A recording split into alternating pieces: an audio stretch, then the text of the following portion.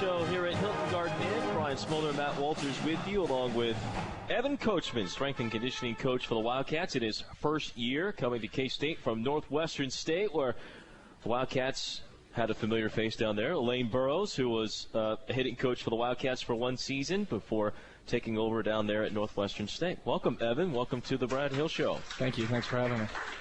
Good to see you. Great to have you here in the Little Apple.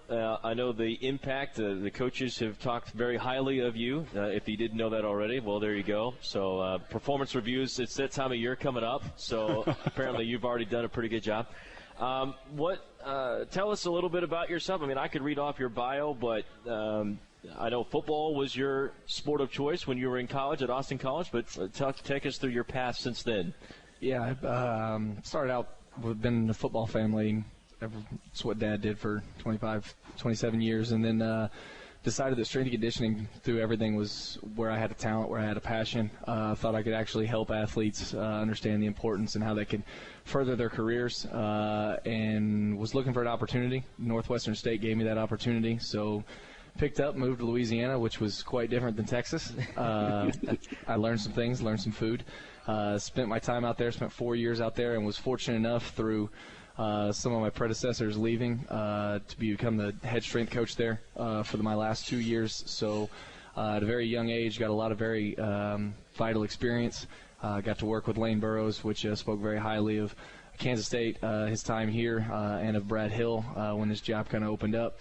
I went to him and asked if he thought I'd be a good fit, and if I had a opportunity to come up here. He made a phone call, and fortunately Coach Hill called him back, and everything's kind of history from there. And I've enjoyed my time up here and very appreciative of everybody down there in Louisiana, and extremely appreciative of everybody up here as well.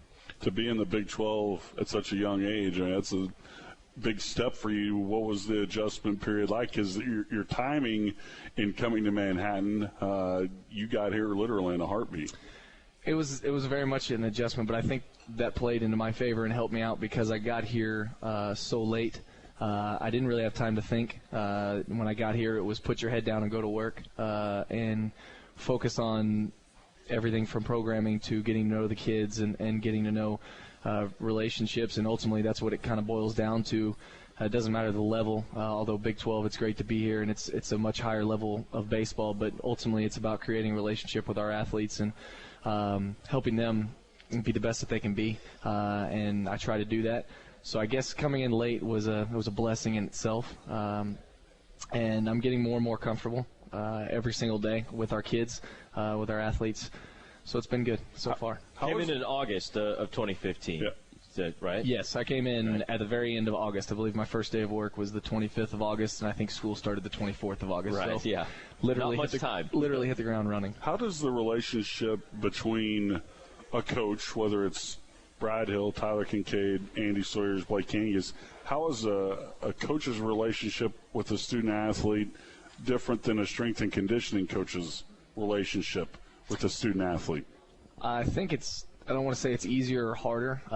Coach Hill, Coach Kincaid, they have baseball players, and they're asking them to do baseball things or baseball skills, whatever it may be, from change your swing to change the way you throw. And sometimes for a strength and conditioning coach, it can be very hard because you're getting an athlete coming in who, one, questions how much is this actually helping me, and they're very unfamiliar with what you're asking them to do. So you're asking them to get out of their comfort zone, and then you're asking them to trust you, that you're going to take care of them and that you're going to help further them. And so creating a relationship of trust is kind of number one thing for me, is getting an athlete to understand that what I'm doing for you is absolutely for the betterment of you and for the betterment of us and to win.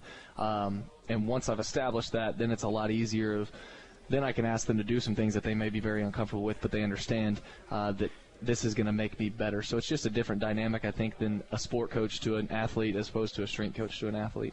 I think a lot of people in general assume when you say strength and conditioning coach that it's, okay, he's the weights guy, right? You're in there and the guys are benching out, max out pounds and getting them up and curls and all that sort of stuff. Squats. So yes. let's and for the more educated fan, they probably realize that there's a little bit more to it than that. But for you, what's your take on, for a baseball player, a pitcher, for example, how much do you balance straight weightlifting versus plyometrics or conditioning, that sort of stuff? ultimately, and everything comes back to me with health. I may be a little bit different than most people. We do get to do what I call the meathead things, which is all the barbell curls and squats and benches and all that. But, we hit the ground running mid-January, and we hopefully don't finish until the middle of June. You're talking about a 6-month season, which there's not very many other sports that are like that. So we put a premium on health, and that's kind of the focus. But that's established in our off season. So we stay a very power-based program in season, and then out of season, it's all about, for me, it's developing movement patterns. Basically, can we move like a human being should be able to move? Does our hip function the right way? Does our shoulder function the right way? I try not to get too specific because I did play football, and I couldn't tell you how to swing a baseball bat or throw a baseball for that matter.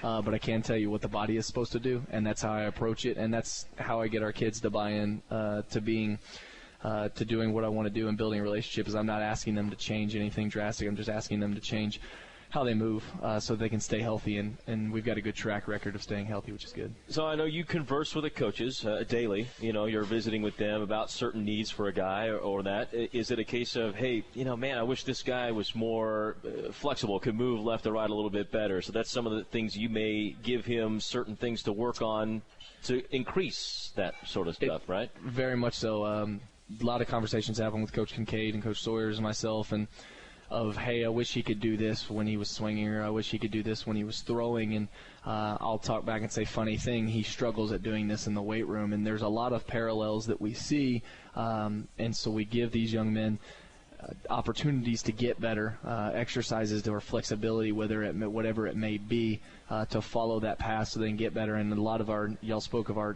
junior college kids who have really come on as of late.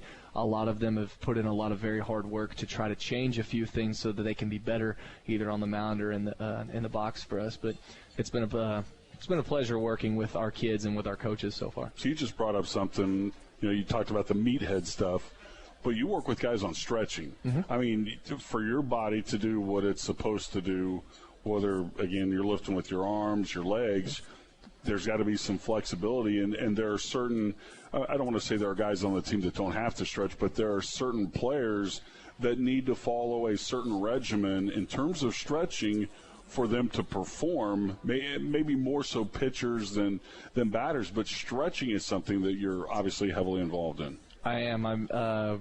We put a big emphasis on it, and every single athlete that we have has their own program or their own stretches that they're supposed to follow that not only help them in the weight room, but when I explain them to them or show them to them, it's the reason I do it is I also show them this is going to help you on the field, and this is why, this is what Coach Sawyers or Coach Kincaid or Coach Hill are talking about, and this is how it's going to help you. So, yes, we do the squats, the benches, the push-ups, all that kind of fun stuff, but in between all of that and then outside of the workouts, these young men all have their own exercises, whether it be some sort of core, whether it may be flexibility, but we try to keep everything as highly individualized as possible. You're a very positive person. I know you're always upbeat and you're high energy, which seems to be a requirement for strength and conditioning coaches. You're always out there running and keeping guys light and fired up and pumped up. What's been the most enjoyable part of your job? Is it, and don't cop out by saying all of it, is it the games itself, seeing a guy perform after you've put in the work and all that time? Is it those workouts early in the morning where you're getting in down and dirty with them in the weight room? Is it the pregame stuff? We're going to get them fired up for the game. I mean, what is it the favorite part of your job? I can promise you the early mornings is not not the most. There aren't many that would say that. I truly enjoy watching a young man that has put in the work, whether it be flexibility or strength or gaining weight for some of our smaller guys, and then seeing them suddenly start to click and gain more and more confidence. And you talk about these guys that are towards the end of the season, they're starting to hit over 350, or they're guys that their ERAs are dropping quickly because they never stopped working, because they never stopped believing in the plan and the process. I thoroughly enjoy that because I know that behind the scenes they've done a tremendous amount to try to get themselves to become better. So it may not go televised or over the radio. It brings a smile to my face. It brings a smile to Blaine Burris, our athletic trainer's face, because we know what those guys had to do to get there beyond the baseball part. Well, who would be a better baseball broadcaster, Evan Coachman or Blaine Burris? the trainer for K-State. Oh, man. Who's got a very thick Southern Oklahoman accent. I think the fans would enjoy Blaine Burris more than they would enjoy me, just out of a comedy side. I think they would enjoy that. It may be a very quiet broadcast, but I think they would enjoy Blaine Burris better than me. At times. And these are guys, Brian, that don't get the publicity, they don't get the run, but you talk about the amount of work that they put in. It's just incredible. And we see, you talked about the behind the scenes that don't get on the air on the TV. We get to see a lot of that behind the scenes stuff. And over the years, my respect level for these guys and gals, it changes all the time, because I have not seen one K-State strength and conditioning coach, or really trainer for that matter, who has not tried to stay on the cutting edge. And Evan is one of those guys that is out in front of the pack. He is, if you want to say cutting edge, that's fine. I'll let you. But it's fun to watch you deal with the student athletes, how you interact with them, and how you have taken this year's baseball team, since it's your first, to the level that they have been. So kudos to you, and keep up the great work. I appreciate that. Thank you. And we'll give you a shout-out here. You can go look at some of Coach Coachman's videos on YouTube for some of that cutting-edge stuff, right? All the strength coaches, you guys in YouTube, you just love to put out stuff on YouTube. It's fun. Yeah, it's fun. It's a little plug for you there. Thanks for coming on. Appreciate it. Round of applause, if you would, for strength and conditioning coach Evan Coachman. When we come back, Brad Hill returns. We'll talk Big 12 stuff when we return on the Brad Hill Show. Back to the Brad Hill Show here at Hilton Garden Inn. Brian Smoller and Matt Walters with you, along with Evan Coachman, strength and conditioning coach for the Wildcats in his first year coming to K-State.